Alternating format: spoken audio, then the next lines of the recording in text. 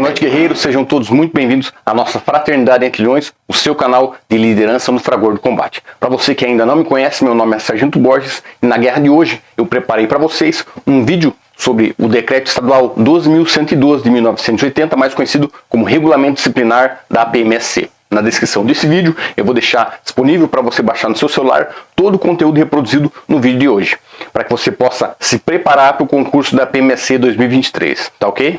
Sargento, mas para que serve o RDP-MSC? Bom, pequeno gafanhoto, ele serve para dizer o que é e o que não é transgressão disciplinar. Mas não é só isso. Ele também classifica essas transgressões em 3 situações distintas. Na primeira situação nós temos quanto à amplitude e aplicação das punições disciplinares.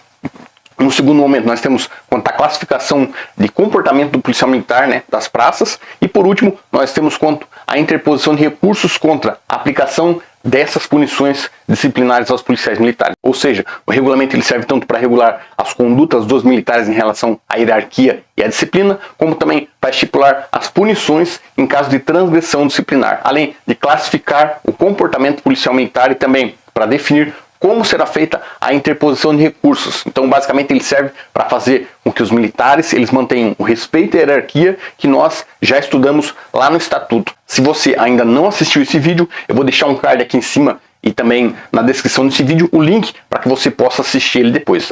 Eu quase esqueci. O RDP-MSC ele não se aplica só aos policiais militares da ativa, mas também para os policiais que estão na inatividade, ainda que estejam no meio civil. Artigo 2º e 3º. Dentro do militarismo, a camaradagem ela é indispensável para a nossa formação e o nosso convívio, seja do subordinado para com o superior ou vice-versa. Isso se aplica também, se estende aos nossos irmãos militares das Forças Armadas e aos policiais militares de outras corporações, sejam elas a PM do Paraná, a PM de São Paulo e por aí afora. Artigo 6º. Pessoal, como a gente comentou no vídeo anterior sobre o Estatuto, a Polícia Militar é regida pelos princípios da hierarquia e da disciplina. Dentro do princípio da disciplina, nós temos as manifestações essenciais de disciplina. Sargento, como é que eu vou lembrar quais são as manifestações essenciais da disciplina? Aqui, o bizu é simples. Todas elas começam com um artigo, ou seja, a correção, a obediência, mas é o seguinte, não confunda as manifestações essenciais do valor policial militar com as manifestações essenciais de disciplina. Ambos começam com artigo, então preste bastante atenção nisso. Você também não pode esquecer que a disciplina e o respeito e a hierarquia, eles devem ser mantidos permanentemente por todos os policiais militares, seja os da ativa, como também os da inatividade. Vamos supor agora que você passou no concurso para soldado ou no concurso para oficial da PMSC e recebeu uma ordem absurda. Pessoal, ordem absurda não se cumpre. Toda vez que você receber uma ordem que possa gerar algum tipo de desdobramento criminal, peça ao seu superior que repasse essa ordem por escrito. Por quê?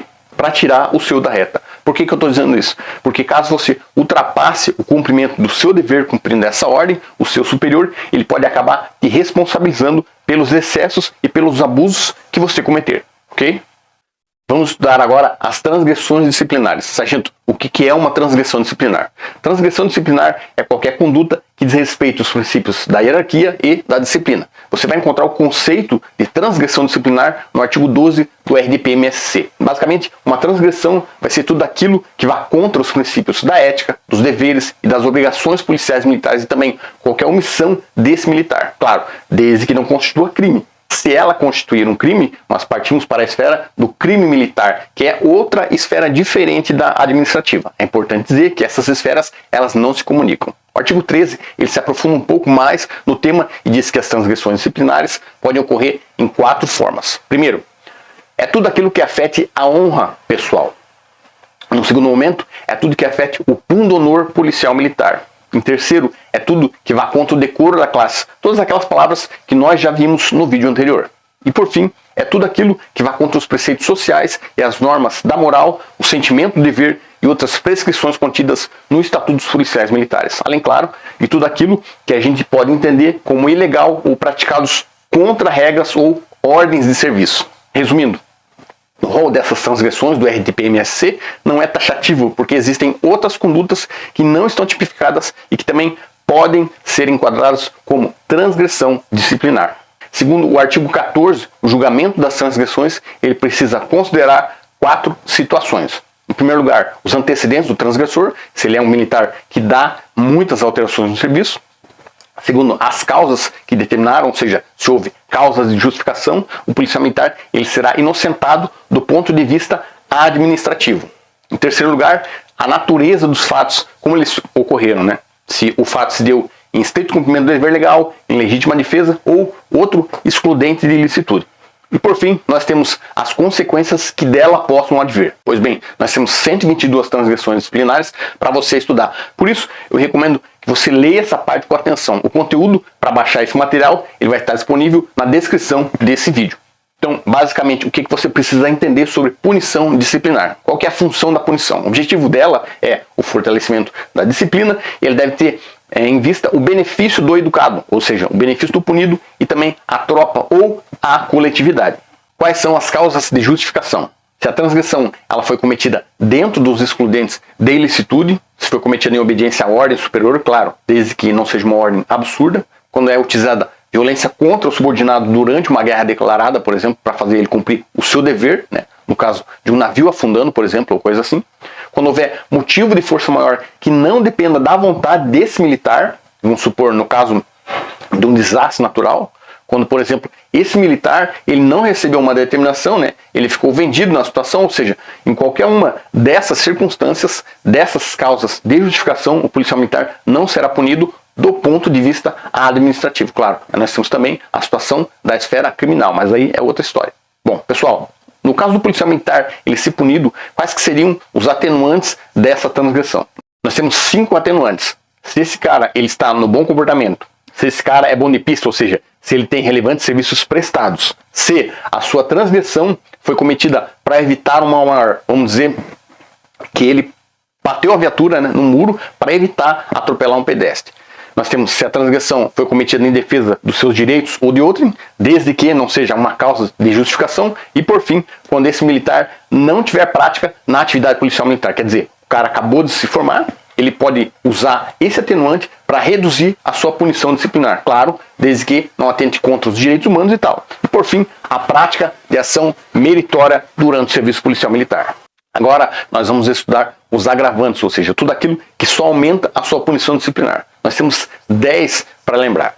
O mau comportamento, cometer 2 ou mais transgressões na mesma situação, né? Aquele militar que é reincidente e ainda quando 2 ou mais militares acordam para cometer essa transgressão. Essa transgressão também, se ela for cometida durante o serviço, se foi na presença de subordinado ou com abuso de autoridade hierárquica, ou ainda com premeditação na presença de tropa, na presença de público, tudo isso vai agravar essa situação. Então esses são os 10 agravantes que a gente tratou no início. Nós ainda podemos classificar as transgressões disciplinares em 3 tipos de transgressões. Primeiro, nós temos as transgressões leves, depois nós temos as transgressões médias e por fim nós temos as transgressões de natureza grave. Transgressão grave é mais fácil para você lembrar na hora da prova. É aquela que não chega a constituir um crime, mas ela afeta o sentimento do dever, a honra pessoal, o pundonor policial militar ou o decoro da classe. Ou seja, tudo aquilo que é contrário à disciplina policial militar é uma transgressão grave. Sargento, quais são e como é que eu vou lembrar das punições disciplinares? Tente lembrar do seguinte mnemônico: EIPO RDP. Não fica muito mais fácil estudar dessa forma? Enfim, o que quer dizer cada uma delas? A advertência é uma chamada no policial. É a legítima mijada no polícia. Ela é uma forma mais branda de punir e pode sim ser na frente de todo mundo, ou seja, inclusive na presença de toda a OPM. A parte boa da advertência é que ela vai para a ficha do punido, mas não altera a classificação do seu comportamento. Já a repreensão é um pouco mais gravosa, né? É um pouco mais enérgica e também é publicada em boletim interno, só que não priva o punido por enquanto da sua liberdade. Só para ilustrar, 2 repreensões equivalem a uma detenção, 4 repreensões equivalem a uma prisão. A detenção consiste no cerceamento relativo da liberdade do punido. Nesse caso, ele fica detido dentro do quartel, mas sem ficar confinado, sem ficar isolado, ou seja, o detido ele comparece a todos os atos de instrução e tira serviço normalmente. Geralmente, a detenção é cumprida fora da escala de serviço e, em alguns casos, né, o PM ele cumpre ela dormindo no quartel depois do serviço. É mais ou menos como se fosse um regime semi-aberto. Mas tem uma exceção à regra. O oficial, o aspirante oficial, eles podem ficar detidos em casa quando a prisão não for superior a 48 horas. A punição de prisão ela consiste no confinamento do punido em um local próprio. É o que a gente chama de cadeia. ela é aplicada de formas diferentes, tanto para o oficial como também para o praça, né? Diferentes círculos hierárquicos. Ou seja, os oficiais e os praças, eles não podem ficar presos no mesmo compartimento. Como, por exemplo, um soldado não pode ficar preso na mesma dependência que um capitão. Os presos disciplinares, ele tem que ficar separado dos presos à disposição da justiça. Por exemplo, um cabo que responde a uma transgressão disciplinar, ele tem que ficar separado de um sargento que cometeu um crime, que está respondendo por um crime. As punições disciplinares de detenção e prisão, elas não podem ultrapassar 30 dias. Caso seja a primeira punição de prisão no policial, o comandante dele pode optar por não confinar o punido, para efeito de conveniência e também de necessidade. Bom, em alguns casos especiais, a punição da prisão para os praças de graduação inferior a subtenente, essa punição ela pode ser agravada pela prisão em separado, que no caso obriga o punido a permanecer isolado, fazendo então as suas refeições no local da prisão. Porém, isso não pode exceder a metade da punição, ou seja, se ele foi punido com 2 dias de prisão, ele não pode ficar sujeito a mais de um dia de prisão em separado.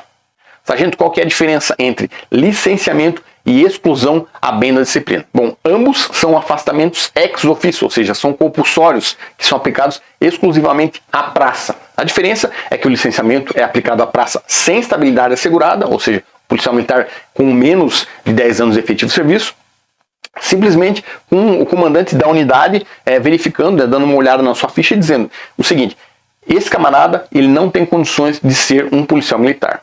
Já a exclusão à bem da disciplina é aplicada ex officio ao aspirante oficial e à praça com estabilidade assegurada, ou seja, aquele camarada que tem mais de 10 anos de efetivo de serviço.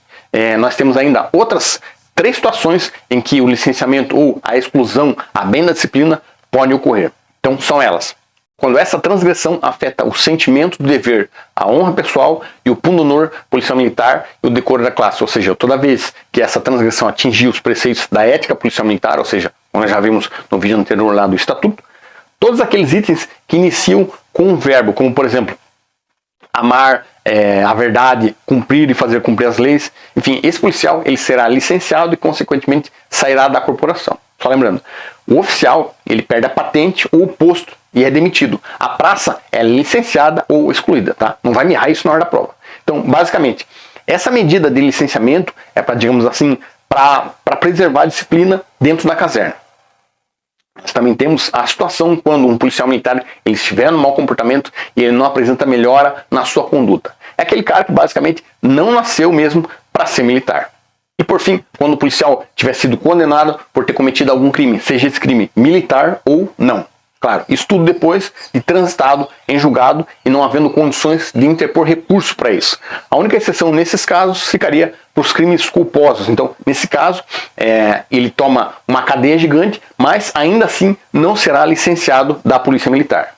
Sargento, como é que é feita a aplicação de uma punição? Bom, eu vou facilitar a vida de vocês e vou deixar uma tabelinha aqui em cima para vocês estudarem. Olha só, a aplicação de uma punição, ela precisa ser proporcional e tem que obedecer a 3 critérios básicos. Primeiro, vai de uma advertência até 10 dias de detenção. Isso para transgressão leve. Segundo, vai de detenção até 10 dias de prisão para as transgressões médias. E por fim, nós temos a situação que vai da prisão até o licenciamento, a demissão ou, dependendo do cargo desse militar, a exclusão à bem da disciplina. Bom, vamos adiante. Como é que se inicia o cumprimento de uma punição disciplinar? Bom, ela inicia com a publicação no boletim interno da OPM. Agora, anotem esse bizu que eu vou passar para vocês, sempre cai nas provas. O cumprimento de uma punição disciplinar, ela inicia imediatamente quando houver peanane. O que é peanane, sargento? É um mnemônico. Primeiro, presunção ou indício de crime. É muito importante vocês lembrarem. Depois, quando houver embriaguez. Quando houver ação de psicotrópico, ou seja, aquele militar ele é preso bêbado, com maconha dentro do quartel. Quando houver necessidade de averiguação e, por fim, quando houver necessidade de incomunicabilidade desse policial militar, ou seja, quando houver indícios de que ele participe de algum tipo de associação criminosa. Quais que são e o que significam cada uma das modificações das punições? Aqui você precisa lembrar que nós temos 4 itens para mudar a aplicação da punição. Então são elas: a anulação, que consiste no ato do comandante da unidade anular uma punição decorrido um determinado tempo. Ele tem esse poder, ele tem essa autonomia. para anular essa punição se o militar ele apresentar melhora significativa dentro do seu comportamento. A diferença entre a relevação e a anulação é que a anulação consta no boletim interno, mas ela não altera a ficha disciplinar do militar, porque essa punição ela foi anulada. Já no caso da relevação, ela consiste em dispensar o militar de cumprir essa punição. Basicamente, socorre quando esse militar, por exemplo, ele está acamado depois de se envolver em um acidente com a viatura, ele se envolveu em um confronto ou coisa assim. E para todos os fins, ela será considerada publicada em boletim e vai sim alterar o comportamento da ficha disciplinar desse policial militar. E por fim, nós temos a atenuação ou a agravação da punição, que a gente já estudou agora há pouco. Sargento, como é que funciona esse negócio de comportamento do policial militar? Como é que ele se classifica, afinal de contas? Bom, o comportamento das praças, ele pode ser classificado em 4 níveis diferentes, e para isso nós vamos apelar para a nossa tabelinha aqui em cima. O policial militar, para ele se encontrar no excepcional comportamento, ele precisa obrigatoriamente ter no mínimo 8 anos de efetivos serviços prestados dentro da corporação. E nesse período ele não pode ter sofrido nenhuma punição disciplinar. No comportamento ótimo, o policial ele precisa ter no mínimo 4 anos de efetivo serviço, e nesse meio tempo ele pode ter no máximo uma detenção. Para ter o comportamento no bom, a praça precisa ter durante um período de 2 anos até 2 prisões. Para chegar no comportamento insuficiente ou insufa, como a gente chama no militarismo, no período de 1 ano, o policial ele foi punido com até 2 prisões. Por fim, para entrar no mau comportamento, ele precisa ter sido punido com mais de 2 prisões no período de 1 ano. Ou ter sido condenado criminalmente em uma punição de até 2 anos de prisão. Caso a condenação ela seja superior a 2 anos, ele será licenciado, demitido ou excluído ativo ex officio, conforme a gente já estudou antes. Bom, agora vamos dizer que você tenha sido punido por conta de uma transgressão disciplinar. Você tem direito, claro, a interpor um recurso administrativo caso você se julgue prejudicado. Nesse caso, você vai poder usar 3 tipos de recursos administrativos. O pedido de reconsideração de ato, que consiste em pedir para a autoridade que está julgando o seu recurso que ela invalide ou que modifique a sua punição de acordo com aquilo que nós já estudamos antes, lembra? Então nós temos a anulação, a relevação, a atenuação ou a agravação da sua punição. Esse recurso ele é interposto mediante requerimento, e nós temos ainda o segundo recurso, que seria a queixa. Esse recurso ele é redigido sob a forma de ofício ou uma parte, e ocorre quando o queixoso ele precisa ser afastado da subordinação da autoridade que está julgando o seu processo, mas ele pode permanecer na localidade onde serve. A representação também é um recurso redigido como ofício, mas nesse caso o queixoso deve sair da subordinação dessa autoridade a qual ele fez essa representação. Pois bem, seja qual for os recursos disciplinares que nós estivermos falando na hora da prova, todos eles precisam obrigatoriamente ser feitos de forma individual, não cabe fazer de forma coletiva. Senhores, chegamos ao final de mais um vídeo, eu espero que você tenha gostado. Se você quiser assistir mais conteúdo como esse, compartilhe esse vídeo nas suas redes sociais, assim o YouTube recomenda o nosso vídeo e eu posso continuar a trazer mais material como esse para vocês, beleza? Então, boa sorte no seu concurso, um forte abraço e até a próxima.